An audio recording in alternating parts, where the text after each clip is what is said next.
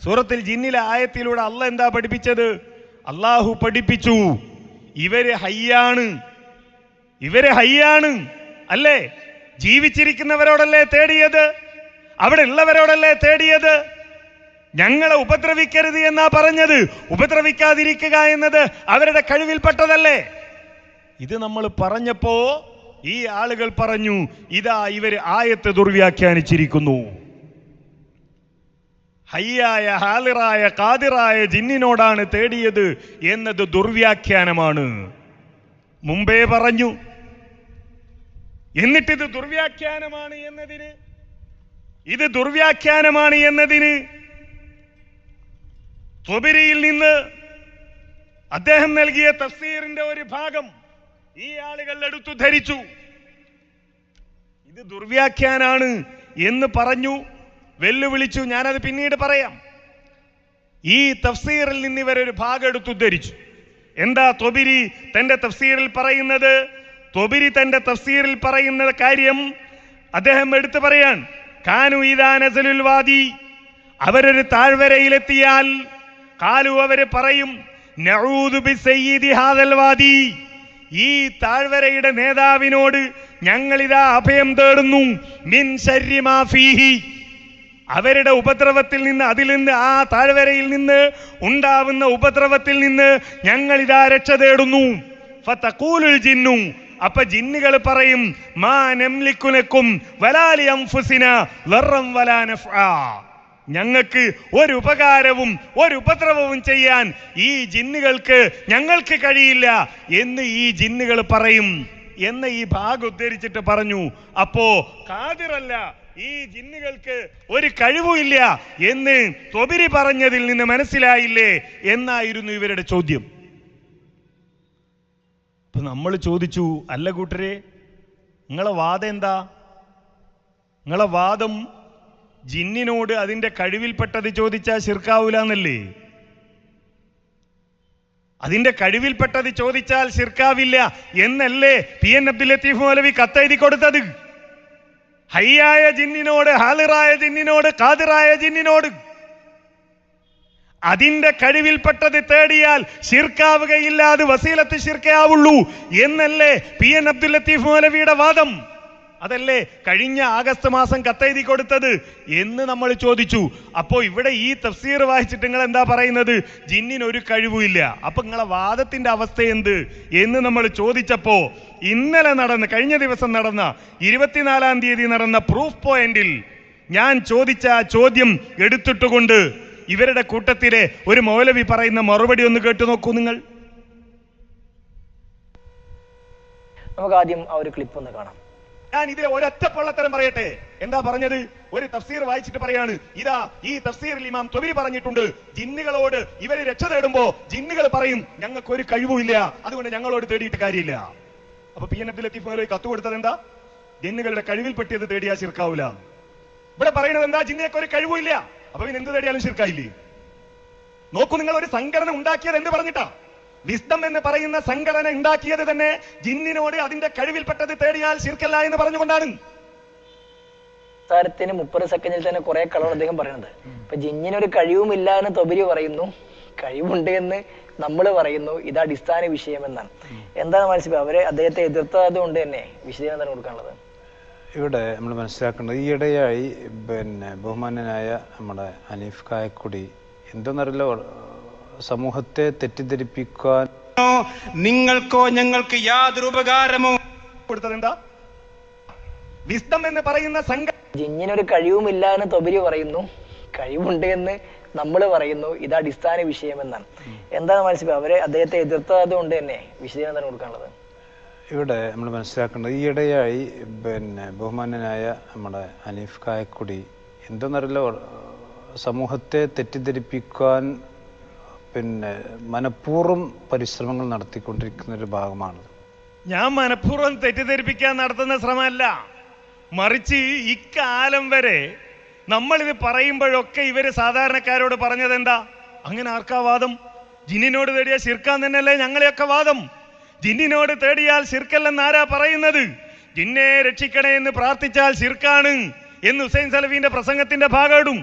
ജിന്നെ സഹായിക്കണേന്ന് തേടിയാ ശിർക്കാണ് എന്ന് ഫൈസൽ മുസ്ലിയാർ പറഞ്ഞ ഭാഗം. കോഴിക്കോട് കടപ്പുറത്ത് വെച്ച് ജിന്നെ രക്ഷിക്കണേ, മലക്കെ രക്ഷിക്കണേ എന്ന് തേടിയാൽ ശിർക്ക് തന്നെ എന്ന് എഴുതിയ ഭാഗം. ഇതൊക്കെ ഇട്ടിട്ട് ചോദിച്ചു, ആർക്കാ അങ്ങനെ ഒരു വാദമുള്ളത്?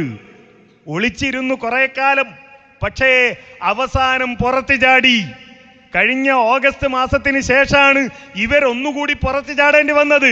കഴിഞ്ഞ ഓഗസ്റ്റിലാണ് PN അബ്ദുൾ ലത്തീഫ് മദനി അറബ് രാജ്യത്തുള്ള ചില സഹോദരങ്ങൾക്ക് തങ്ങളുടെ നിലപാട് പറഞ്ഞുകൊണ്ടുള്ള ഒരു കത്ത് നൽകിയത്. ആ കത്തിൽ പറഞ്ഞു, ഇപ്പറഞ്ഞതുപോലെ ഹയ്യായ ഹാലിറായ ഖാദിറായ ജിന്നിനോട് അതിൻ്റെ കഴിവിൽപ്പെട്ടാൽ പേടിയപ്പെട്ടത് തേടിയാൽ അത് വസീലത്തു ശിർക്കയാകുള്ളൂ, അത് ശിർക്കല്ല, അത് ഹറാമാണ്, അനുവദനീയമല്ല എന്ന് കത്ത് കൊടുത്തു. അപ്പോഴാ ആളുകൾക്ക് മനസ്സിലായത് അപ്പൊ ഇങ്ങനെ ഒരു വാദം ഉണ്ടല്ലേ, വെറുതെ പറയുന്നതല്ല, ഇത് വാദം ഉണ്ടായിട്ട് തന്നെ പറയുന്നതാണ് എന്ന് ആളുകൾ മനസ്സിലാക്കി. അപ്പോഴാ ഈ ചർച്ച സജീവായത്. ആ ചർച്ച സജീവായപ്പോ ഇവര് മറുപടി പറയേണ്ടി വന്നു. ഞങ്ങൾ ഇതൊന്നും പറയില്ല, ഞങ്ങൾ ഭയങ്കര ദേവത്താണ്, ഇതൊന്നും പറയാൻ ഞങ്ങൾക്ക് നേരെയില്ല എന്ന് പറഞ്ഞ ആളുകൾ ഇപ്പം ദിവസം 3 നേരം ഇതാ പറയണത്. പണ്ട് ഈ ചില ഹോമിയോ മരുന്നും അതേപോലെ ചില ഇംഗ്ലീഷ് മരുന്നുകളൊക്കെ ഉണ്ട്.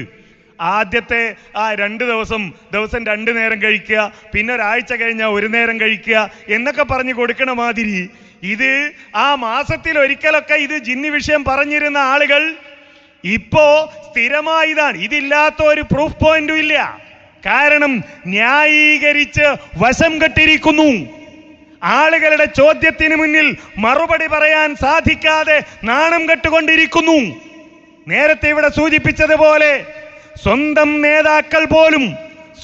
നേതാക്കൾ പോലും കോഴിച്ചനയിൽ ഫൈസൽ മുസ്ലിയാർ ഓതിയ ആയത്ത് അത് തെളിവല്ല, അത് ന്യായീകരിക്കാനാവില്ല എന്ന് പറഞ്ഞു തുടങ്ങിയിരിക്കുന്നു. ഇല്ലെങ്കിൽ തെളിയിക്കാൻ കഴിയോ? വിസ്ഡം പണ്ഡിത സഭയുടെ നേതാക്കന്മാർ പറപ്പൂർ കുഞ്ഞു മുഹമ്മദ് മദനിയെ പോലെയുള്ള ആളുകളെ കൊണ്ട് ഫൈസൽ മുസ്ലിയാർ ഓതിയ ആയത്ത് ആ വാദത്തിന് തെളിവാണ് എന്ന് പറയിപ്പിക്കാൻ ഈ ആളുകൾക്ക് കഴിയോ? ഇല്ല. ഇതൊക്കെ വിഷയമായപ്പോഴാണ് ഇവർക്കിത് പറയേണ്ടി വന്നത്. അതിന്റെ കുറ്റം നമ്മളുടെ തലയിലിട്ടിട്ട് കാര്യമില്ല. വീണ്ടും നോക്കൂ പറയുന്നത്, നമ്മൾ കോഴിക്കോട് വെച്ച് പറഞ്ഞത് ഹയ്യും ഹാദറും ഖാദിറുമായ ജിന്നിനോട് ചോദിച്ചാലും ശിർക്കാണ് എന്ന് നിങ്ങൾ വിശുദ്ധ ഖുർആൻ ദുർവ്യാഖ്യാനം ചെയ്തുകൊണ്ട് പറഞ്ഞിട്ടുണ്ട്. അപ്പൊ നിങ്ങളെ വാദം എന്താ? അത് ആളുകൾക്ക് മനസ്സിലായില്ലേ? ഹയ്യും ഹാദിറും ഖാദിറുമായ ജിന്നിനോട് തേടിയാൽ ശിർക്കാണ് എന്നതിന് നമ്മൾ ഖുർആൻ ദുർവ്യാഖ്യാനിച്ചു എന്നാണ്. അപ്പൊ ഇവരെ വാദം എന്താ? ഹയ്യും ഹാദിറും ഖാദിറുമായ ജിന്നിനോട് തേടിയാൽ ശിർക്കല്ല. അത് നമ്മൾ പറയുമ്പോൾ ഇതാ ഞങ്ങൾക്കെതിരെ ആരോപണം ഉന്നയിക്കുന്നു എന്ന് നിലവിളിച്ചത് കൊണ്ട് കാര്യമുണ്ടോ? ഇവരുടെ വാദമാണ് എന്നിവർ പറയുന്നു. എന്നാൽ അതൊന്ന് തുറന്നു പറയണമെന്ന് പറഞ്ഞാലോ അത് പറയാൻ ഈ ആളുകൾക്ക് മടിയാണ്. കാരണം മുജാഹിദുകളുടെ അല്പമെങ്കിലും ഈമാൻ അവശേഷിക്കുന്ന, തൗഹീദ് അവശേഷിക്കുന്ന ആളുകളുടെ മനസ്സിലേക്ക് ഈ പിഴച്ച വിശ്വാസം കയറില്ല. സൂറത്ത് ജിന്നിലെ ആയത്ത് ദുർവ്യാഖ്യാനിച്ചു, അബ്ദുറഹ്മാൻ സലഫി ദുർവ്യാഖ്യാനിച്ചു. അപ്പൊ അതിന് കായക്കൊടി പറഞ്ഞു, വിശദീകരണം പറഞ്ഞു. അത് ദുർവ്യാഖ്യാനിച്ചിട്ടില്ല. തഫ്സീർ ഇബ്നു കസീറുണ്ട്. ഞാൻ എൻ്റെ പരപ്പനങ്ങാടി പ്രഭാഷണത്തിൽ പറഞ്ഞു, തഫ്സീർ ഇബ്നു കസീർ നിങ്ങൾ ദുർവ്യാഖ്യാനിച്ചാണ്. നിങ്ങൾ ആയത്തും ദുർവ്യാഖ്യാനിച്ചു, തഫ്സീറും ദുർവ്യാഖ്യാനിച്ചു. ഇനി ആ ആയത്തിൽ പറയുന്ന ജിന്ന് നിങ്ങൾ പറയുന്ന പോലെയുള്ള ജിന്നല്ല. കാരണം അവിടെ ആ ചോദിക്കപ്പെട്ട വസ്തു കൊടുക്കാൻ ആ ജിന്ന് ഖാദിറല്ല. അതിനു വേണ്ടി സൂറത്തു ജിന്നിന്റെ വിശദീകരണത്തിൽ നിന്ന് ഇമാം തൊബരിയുടെ തഫ്സീർ ഞാൻ വായിച്ചിരുന്നു. നഊദു ബി സയ്യിദി ഹാദൽ വാദി എന്ന് പറയുമ്പോൾ കാനു ഇദാ നസലു അൽ വാദിയ ഖാലു നഊദു ബി സയ്യിദി ഹാദൽ വാദി മിൻ ശർരി മാ ഫീഹി ഫതഖൂലുൽ ജിന്നു മാ നംലികു ലക്കും വലാ ലിഅൻഫുസിനാ ദർറൻ വലാ നഫഅ. ഞങ്ങളുടെ സ്വന്തം ശരീരത്തിന് ഒരു ഉപകാരവും ഉപദ്രവവും ചെയ്യാൻ ഞങ്ങൾക്ക് സാധിക്കില്ല എന്ന് പറയുമ്പം ജിന്നുകൾക്ക് യാതൊന്നിനും കഴിവില്ല എന്നാണ് ഈ പറയുന്നത് എന്ന് ഇമാം തൊബരി പറഞ്ഞു എന്നാണോ കായക്കൊടിയോട്? ഉണ്ടെങ്കിൽ അത് പറയണം. നോക്കൂ, നിങ്ങൾ ജിന്നിന് യാതൊരു കഴിവുമില്ല എന്ന് കായക്കൊടി പറഞ്ഞു എന്നാണ്. ഞാനാണോ പറഞ്ഞത്? ജിന്നിന് യാതൊരു കഴിവുമില്ല എന്ന് ഇദ്ദേഹം തന്നെ ഇപ്പൊ പറഞ്ഞ പരപ്പനങ്ങാടി പ്രസംഗം ഉണ്ടല്ലോ, ആ പരപ്പനങ്ങാടിയിൽ നടത്തിയ പ്രസംഗത്തിൽ അദ്ദേഹം ഉപയോഗിക്കുന്ന വാക്കുകൾ നിങ്ങൾ കേട്ടു നോക്കൂ. പരപ്പനങ്ങാടിയിലെ പ്രസംഗമാണ് നിങ്ങൾ കേൾക്കുന്നത്. അപ്പൊ ഈ ജിന്ന് എന്താ പറഞ്ഞത്? ജിന്നുകൾ എന്താ പറഞ്ഞത്? ജിന്ന് പറഞ്ഞത്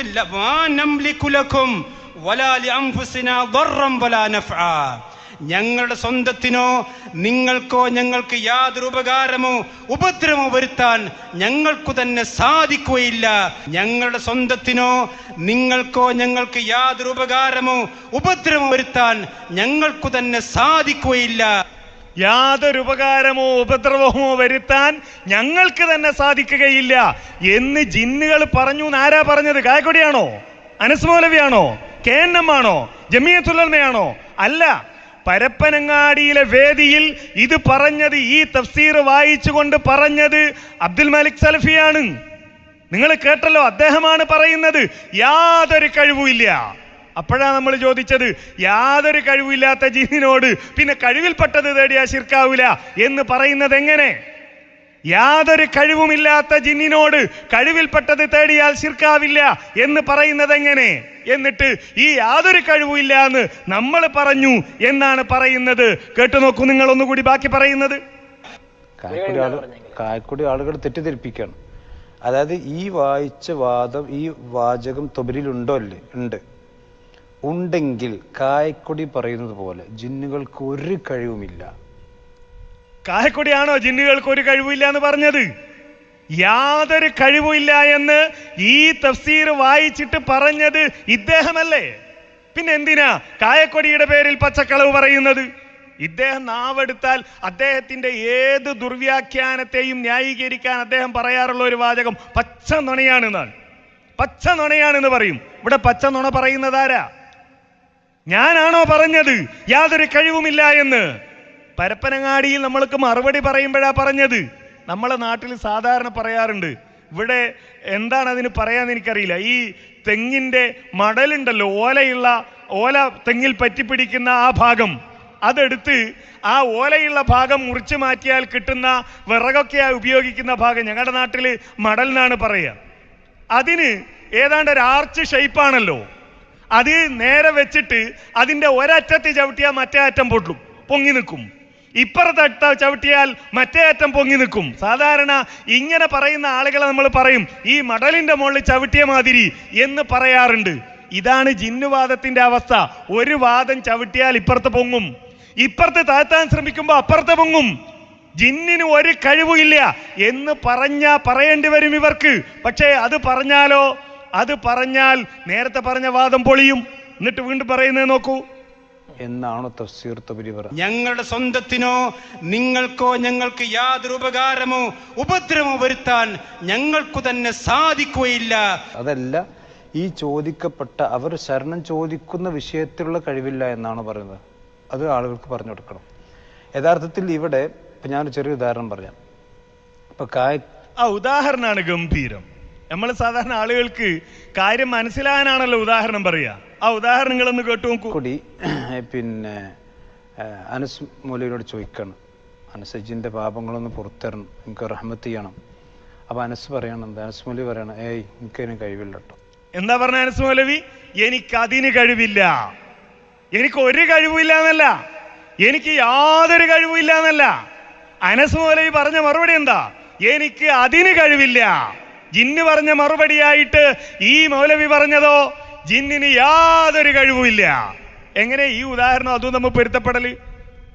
എന്തെങ്കിലും ഒരു ബന്ധം വേണ്ട ഒരു ഉദാഹരണം പറയുമ്പോ.